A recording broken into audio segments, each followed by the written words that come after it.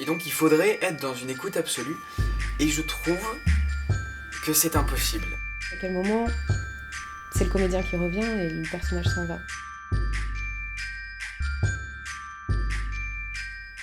jour, à l'église, il venait d'un air tout vis-à-vis de moi se mettre à deux genoux. Il attirait les yeux de l'assemblée entière par l'ardeur dans ton ciel. Il poussait sa prière. Il faisait des soupirs, de grands annoncements, et baisait humblement la terre à tout moment. J'aime bien me réciter des textes que j'ai déjà eus. Et du coup, je me les répète, tu vois, je me les, tous les 100, j'essaye. Du coup, ça t'entraîne. Parce qu'on s'entraîne pas quand on répète tout ça. Chez toi, parfois, tu peux prendre un bout de texte, une phrase, et tu te la récites. Tu bois un café, tu fais putain, dans cette situation, cette phrase, comment elle sortirait. Donc, du coup, c'est intéressant. On pourrait bosser tous les rôles comme ça. La mise en scène, il faut faire gaffe parce que c'est. Comment dire. On te place, certains comédiens, tu vois, je dis pas que tout le monde. Et une fois il se passe quelque chose sur la scène, tu sais pas ce qui se passe, tu sais, ben on sait jamais. Un comédien oublie son texte, il n'est pas à la place où il devait être et tout ça. Et du coup, ils sont complètement perdus. Oui, mais quand je dis cette phrase, normalement, t'es ici. Bah oui, c'est pour ça que j'ai pas su dire ma réplique, mais on s'en fout, qu'il soit assis debout dans les loges, ta réplique, tu la sors parce que tu vis le moment. Donc du coup, ça sert à ça, de pouvoir sortir son texte dans n'importe quel lieu, n'importe quel contexte. Faut savoir le sortir. Sinon t'es perdu. On prépare plus des rôles, c'est pas vrai. Le comédien est feignant, hein. Faut arrêter de. Oui, non, j'ai bossé mon rôle, ouais, ouais. Le comédien est feignant, on peut me dire ce qu'on veut, il est feignant. Mais en même temps, je peux comprendre, parce que si tu prépares trop un rôle, il manque de feeling. C'est comme apprendre un texte, il faut absolument apprendre son texte. Mais surtout, je pense, hein, c'est que moi, je pense surtout à la caméra, c'est bien de ne pas trop le savoir. Pour moi, hein, attention, hein, je dis pas que c'est une réalité. Il faut le savoir, c'est-à-dire techniquement, il faut le savoir. Tu sais ce que tu dis à ce moment-là. Mais trop le répéter, je sais pas, tu sens comme il vient, parce que tu sais pas comment il va sortir la réplique, la personne en face. Ouais, moi, non, mais attends, moi, je l'ai préparé en gueulant. Mais si l'autre parle très doucement, si d'un coup il te nique, il te parle très doucement, il te dit, ça va? Putain, mais ça va pas! Non, non, mais tu pourrais, ça fait un effet, c'est mortel, mais si toi tu l'as préparé en disant, putain, ça va, tu vois, est-ce que t'as pensé que l'autre il va dire, ça va? Je te dérange pas? Tu sais, avec les nerfs et tout ça. Et ben t'es niqué si l'autre il te dit calmement, ça va? Je te dérange pas? Et bah toi, t'es. Oui, oui, oui, ça va. Tu vois. Donc du coup, tu. Non, mais si tu changes le texte, c'est pour que ça soit mieux. Et rythmiquement mieux. Sinon, ne change pas le texte. Comédien, on est tous comme ça. On est tous comme ça. Non, non, mais là, j'arrive pas à le dire. T'as essayé de le dire? Ouais, mais je le vois en le disant. Non, mais tu as essayé de le jouer? Non. Bon, bah, joue-le. Pas une fois, deux, trois fois, quatre fois. On essaye. Si ça bloque vraiment, on change. Moins pour la comédie, parce que comme dit Luc Funès, la comédie, le comédien, il sait ce qui marche, il sait la rythmique. Là, je parle plus pour des trucs un peu plus. J'aime pas dire le mot drame, machin, mais des trucs un peu plus. Qui a pas besoin vraiment d'une rythmique particulière. La comédie, c'est un art quand même. T'as des comédiens, alors je sais qu'il y en a beaucoup qui m'ont pas pensé comme moi, mais il y a des styles de famille de comédiens. Il y en a certains qui jouent comme ça, il y en a certains qui jouent comme si. Tu vois, il y a des comédiens qui sont très théâtre, où le texte est important, où le texte sort en premier, où on articule tous les mots. Il y en a qui sont plus action, où le texte peut-être qui est un peu plus fébrile, mais par contre ils sont plus dans l'action. Du moment qu'on est crédible, on peut tout jouer, on peut tout faire, on peut tout se permettre. Et, euh, et le naturel, moi j'aime pas ça. J'aime pas être naturel. Parce que jouer, c'est pas naturel. Donc pourquoi on demande à quelque chose de pas naturel d'être naturel? Par contre, rendre crédible les choses, là d'accord. Ah bah là je dis d'accord. Parce que si Louis de Funès ou Jim Carrey sont naturels, ces mecs-là, je les fais enfermer à vie, en fait. Si t'as des gens comme ça dehors, il doit en exister, parce que, comme je dis toujours, et comme j'ai appris aussi, euh, à l'acting studio où j'ai appris à jouer, il faut que quand la réalité dépasse la fiction, alors là, c'est, tu vois, mais, mais, mais Louis de Funès ou Jim Carrey, t'imagines, ça serait, ils étaient naturels. Si naturel, ça veut dire être naturel, c'est-à-dire que ça existe, tu vois. Donc du coup, imagine dans la vie des gens comme ça. Oui, tu dis non, c'est trop en fait. Soit tu le fais enfermer, soit il a pris des tasses, hein. Donc du coup, il faut rendre crédible. Par contre, à aucun moment, Louis de Funès ou Jim Carrey, tu dis non, mais ça n'existe pas, c'est pas possible. Non, bah lui, non, mais non, ça n'existe pas. Tiens, tiens, mets-moi Gérard à la place, et puis ça ira bien. Non, ils sont crédibles, c'est tout. Donc il faut rendre crédible les choses. Naturel, on n'est pas là pour être naturel. On est là pour faire vivre des choses. Naturel, ça veut rien dire. On est naturel. Et qu'est-ce qu'on en sait ce que c'est naturel en fait? Les gens disent ouais, mais là dans la vie ça n'existe pas. On est 6 milliards sur Terre. Tu connais 6 milliards de personnes, il n'y en a pas un qui est comme ça. Tu connais à peine 22 personnes sur Facebook. On serait surpris dans la vie ce qui se passe. C'est pour ça qu'il faut qu'on dépasse la réalité. Il faut que la fiction dépasse la réalité. Dans la réalité, il se passe tellement de choses, tellement de choses. Il y a des gens, tu dis, si tu fais ça sur scène, les gens ne vont pas y croire. Ils vont dire que c'est trop. T'imagines? Donc on habitue, nous, Français, à avoir un jeu hyper sobre, sans rien. Juste l'émotion, la pure émotion. Avec la larme. Moi j'adore ça aussi. Mais si en plus tu rajoutes un peu de... Tu vois, un peu de... Je sais pas comment expliquer. Un peu de corps, un peu d'action. L'action, ça veut pas dire bouger de partout, c'est tenir. C'est quoi? Tu vois, il y a un truc. Et du coup, là c'est classe. Mais on habitue à... Et du coup, comme on habitue ces gens au non-jeu, et ben du coup, maintenant, le public adore ça et pense que c'est ça le jeu. Ou les gens qui en font beaucoup, mais qui sont pas ressentis. Tu vois, qui font juste des grimaces. Non, lui de finesse, quand il s'énerve, il sait pourquoi il le fait. Tu vois? Moi je le dis, mais moi je veux être un comédien qui n'articule pas, je veux être un comédien qui en fait trop.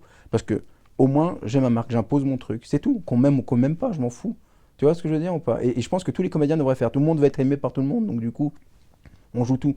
T'as vu lui, putain, ouais, je vais faire comme lui. Alors attends, lui, t'as vu, il en fait moins, donc je vais faire moins. Non, non, on s'en fout, joue comme tu le sens, et puis après les gens te prennent, ils te prennent pas. Quand tu commences à toucher l'artistique, c'est que t'es un peu fou, peut-être, un peu fou, un peu névrosé, un peu orgueilleux, égocentrique, un peu tout ça. Et quand t'en as conscience, c'est bien. Il y en a qui n'ont pas conscience, et c'est eux qui font chier le monde. Ce qu'on est sur scène, parfois ça reflète un peu ce qu'on est dans la vie. Hein. Et ça, je te jure, tu le vois. Quand tu connais un peu les gens, tu dis putain, ça se sent. Quelqu'un d'orgueilleux sur scène, il est un peu orgueilleux dans la vie. Quelqu'un qui se livre pas dans la vie, qui est un peu... Bah, sur scène, il y aura des blocages. Il pourra pas tout jouer. Il faut être transparent. Un comédien, c'est transparent. Il faut pas venir ramener sa fraise. Il faut laisser la place au personnage. Et le personnage, on lui prête. Il faut lui prêter tes colères, il faut lui prêter tes amours, il faut lui prêter tes peurs, tout ça. Toi, tu pars. Tu vas boire un café. Tu guettes pour voir s'il va pas trop loin. Comme ça, tu le retires. Tu vois, comme un marionnettiste, tu vois, tu dis, oulala, attention camarade, reviens ici. C'est quand même moi qui gère. Viens ici. Mais il faut le laisser. Tu vois. Donc il faut être transparent. Un comédien, c'est orgueilleux. Un comédien, parfois ça dort pas. Un comédien, c'est toujours une remise en question sur lui-même.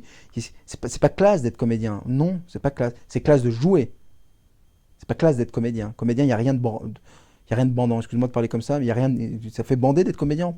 Pas moi. Tu galères pour avoir tes cachets. T'es là, et des gens ils disent bonjour un jour, le lendemain ils te chient dans les bottes. Parfois tu joues devant 100 personnes, parfois 10 personnes. T'es obligé de jouer, t'es fatigué. Quand t'es fatigué, quand t'es malheureux, t'es obligé de faire marrer les gens. Tu vas pas ramener ta fraise. Tu peux pas dire que t'es malheureux quand tu rentres sur scène dans une comédie.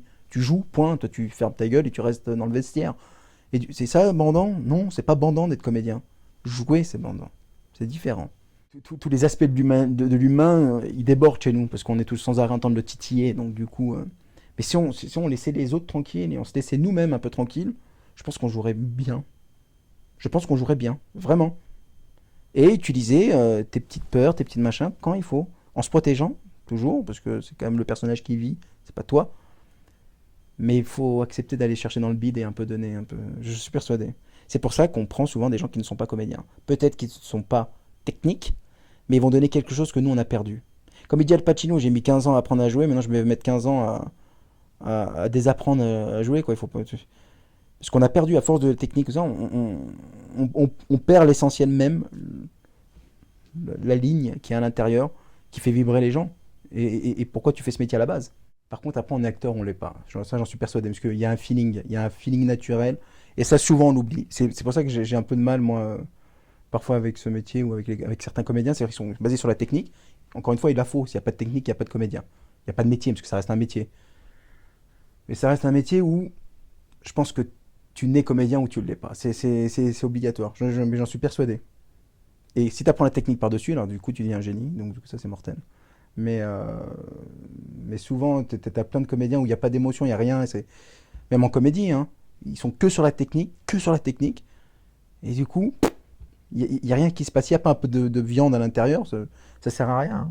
Et ben, je préfère un comédien qui a un peu moins de technique, un peu plus fébrile sur ses ruptures, sur la technique, quoi. Et par contre, qui envoie quelque chose et il sait ce qu'il raconte, là, pour moi, c'est...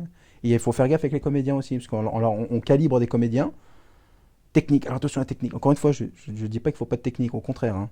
Mais on les calibre, c'est-à-dire que tout le monde joue pareil. Tu regardes en France, tout le monde joue pareil. Tout le monde pleure pareil, tout le monde rit pareil. Ils ont des ruptures pareilles, ils jouent la folie pareil. Tout le monde joue pareil. Il y en a pas un qui ressort. Pourquoi? Parce qu'on calibre techniquement, voilà, une rupture, quoi, 1, 2, oui, ok. C'est tout le monde pareil. Et donc, du coup, il n'y a pas de. Et c'est pour ça que des comédiens sont oui, mais tu te rends compte, ils ont pris dans ce film un mec qui n'est pas comédien. Mais tu te rends compte, ouais, ben, le mec il donne quelque chose que toi tu donnes pas. Donc, ferme-la, en fait. Ferme-la, et puis retire-toi le tuyau qu'il y a dans le cul, et puis enlève ton ego, et puis livre-toi. Un comédien, ça va être transparent. Moi, le premier, je dis, mais putain, l'autre, ils prennent des gens qui sont pas comédiens, ils sont ouf. Mais il faut accepter de donner autre chose, parce que ces gens-là, on les prend pas parce que ils coûtent moins cher. C'est pas vrai. Non, ils donnent parce que déjà ils sont plus faciles à travailler, ils sont moins égocentriques, et surtout qu'ils donnent un truc que peut-être qu'en apprenant à jouer, on oublie. On oublie le feeling, on oublie l'humain, on oublie un peu le gars qui est à l'intérieur, le petit truc qu'on ne maîtrise pas. Ça, il faut le laisser, il faut justement. Et si tu rajoutes la technique par-dessus, ça fait des De Niro, des Al Pacino, ça fait. Mais voilà, c'est juste ça. Et surtout en France, parce que les Anglais ont moins et tout ça, même s'ils sont très techniques, on joue tous pareil, quoi. Faut pas oublier l'essentiel, on joue des humains. Et c'est ce qui est très bizarre dans notre métier, c'est que. Enfin, c'est ce que je pense, je dis pas que c'est une vérité, hein, loin de là. C'est qu'on est les premiers à jouer l'humain, c'est-à-dire qu'on, dans toutes ces sortes, c'est-à-dire qu'on joue des salauds, on joue des amoureux, on joue des cons, on joue des machins. On prend l'humain, on le tord, on prend tous les tiroirs de l'humain, on ouvre, on les joue, on les vit, et nous sommes les personnes les moins humains. Dans notre ego, dans plein de choses, tu vois, on se démanie, comment on peut dire? Voilà, tu le dis mieux que moi, tu vois.